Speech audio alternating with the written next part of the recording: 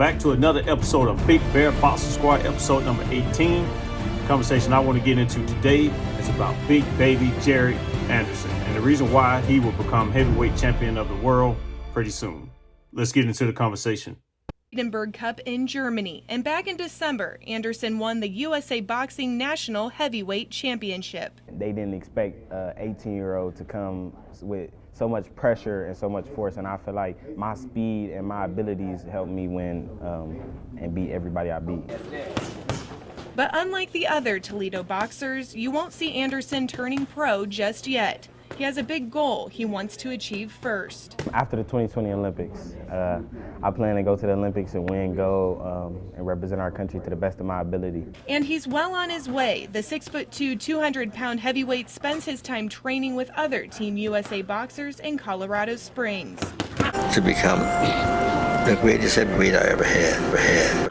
Anderson says another win at Nationals next year and winning qualifiers should be his ticket to Tokyo in 2020. When you say Toledo, some people say, and they don't understand where we're from and what we do here, but it's for sure going to be a big name one day. For now, he's staying motivated on his goals. It's a quote from Clarissa Shields that reads on the USA Boxing wall. Your best is never enough because your best is always yet to come. And I really got close to that quote because I feel like just because you did so much at an early age doesn't mean you can't always get better. There's always room for improvement. Reporting tonight, Danielle Dwyer, WTOL 11. Eventually, he's going to have to fight, one way or the other.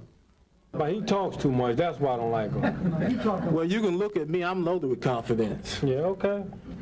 If you really think you're loaded, you wait till after I put my foot in your ass. There's whoever You trying to say you don't think that would be possible? Is that what you're trying to say? Oh, I know it's impossible. How you figure that? What? How you figure that? Come on back. Come on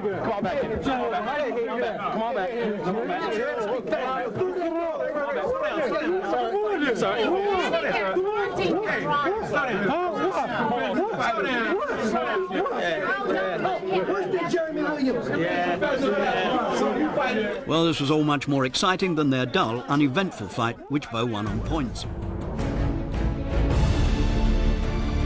Now this is my breakdown on Jared Anderson.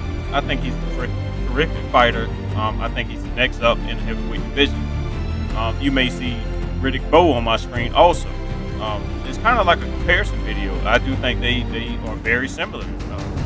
Almost the same type of body style, the way they fight. They don't really fight like traditional big men. Even though Jared Anderson is almost like a switch hitter, but he mainly fights in the southpaw. And Riddick Bowe fought in the orthodox. But both have power in both hands, which you can see up on the screen.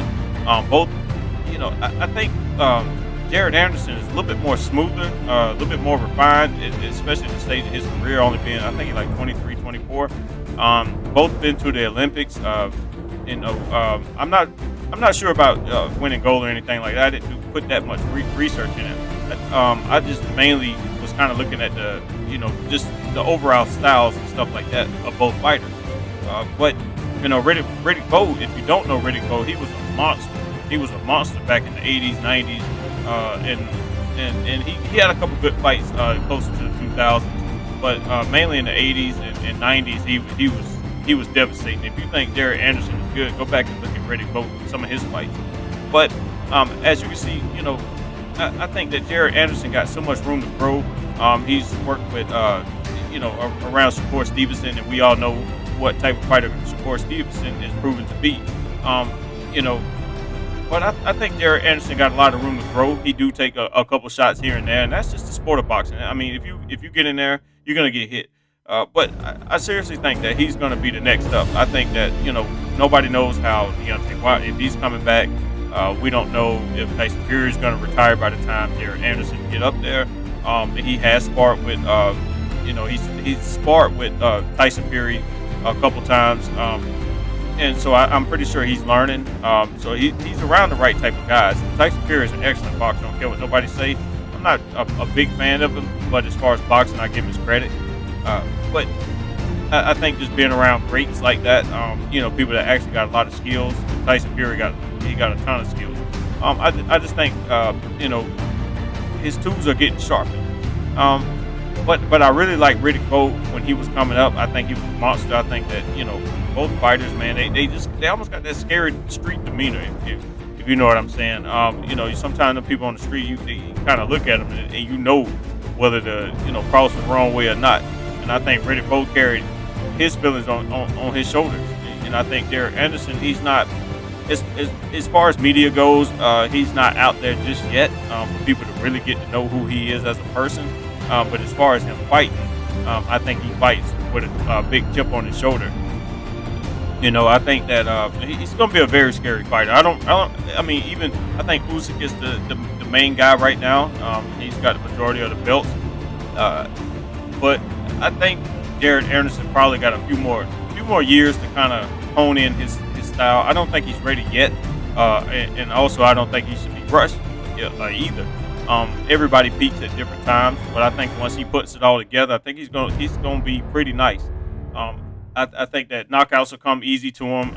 It's, you know, I just love his style, and the fighter that, you know, when I was breaking down tape and I kept looking at Riddick Bowe, I was like, man, he reminds me of Jared Anderson. And you guys, let me know what you think down in the comments below. Do you agree? Do you disagree? Do you even know who Riddick Bowe is? But like I said, once you look at Riddick Bowe, other than the stance and stuff like that, both, you know, Riddick Bowe was kind of light on his feet. And like I say, they don't move like traditional big men. They don't just throw the regular jab and stuff like that. You know, for Riddick Bowe, he had an array of punches.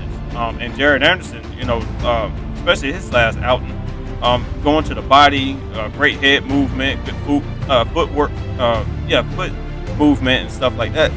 But I don't think Jared Anderson, he kind of sit down his punches a little bit more than Riddick Bowe did. Depends on, you know, you can see some of the shots that you're seeing now. Riddick Bowe is sitting down on some of his punches, but he was very light on his feet in some cases. Jared Anderson, he sits down on his punches a little bit more than Riddick Bowe did. But you know, you can just see how they fight. They don't really fight. You know, you get the Deontay Wilder, you get a jab, you get a hook or maybe an uppercut here and there. But these guys, Jared Anderson got a big bag of tools that he has already to be so young. He fight like a veteran. This is the only person that I could probably really find that really remind me of Jared Anderson. And Riddick Bowe was a champion. He beat some of the greats. Evander Holyfield was probably one of his biggest wins. Andrew Galata, he was good, but that fight was kind of weird. And I wish that Riddick Bowe would have got to fight Mike Tyson so you could really see how great he was. I'm not saying he would have won or anything, but I think that Riddick Bowe could have probably been a little bit better than what he was. But Jared Anderson being so young and probably being around the right people,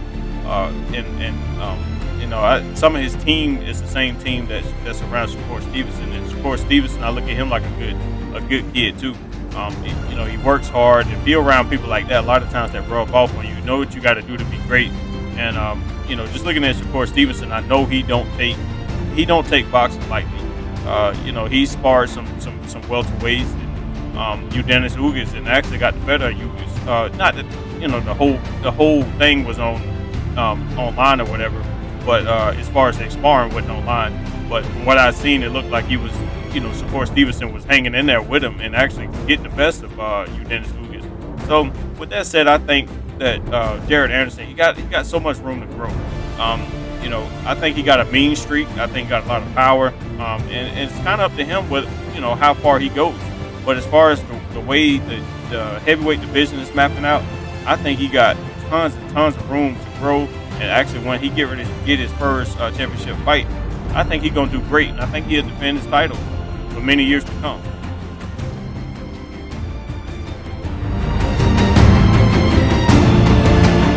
Just want to thank you guys for tuning in to another episode of Big Bear Boxing Squad, episode number 18. Let me know what you think about this topic and all the other topics that I bring up.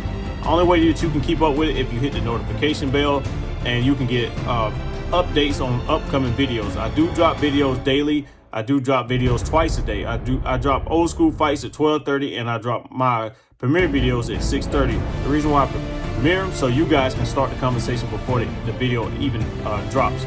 The old school videos is for you guys to just enjoy. You can break them down. You know, I may start doing comparisons and all that good stuff so you guys can have even more to watch on my channel. But with that said, if you want to see what I'm wearing, shoptachi.com. Follow me on all social media platforms. They will be down in the descriptions below. But with that said, I would just want to thank everybody before cutting this video. And just thank you guys for tuning in to another episode of Big Bear Boxing Squad.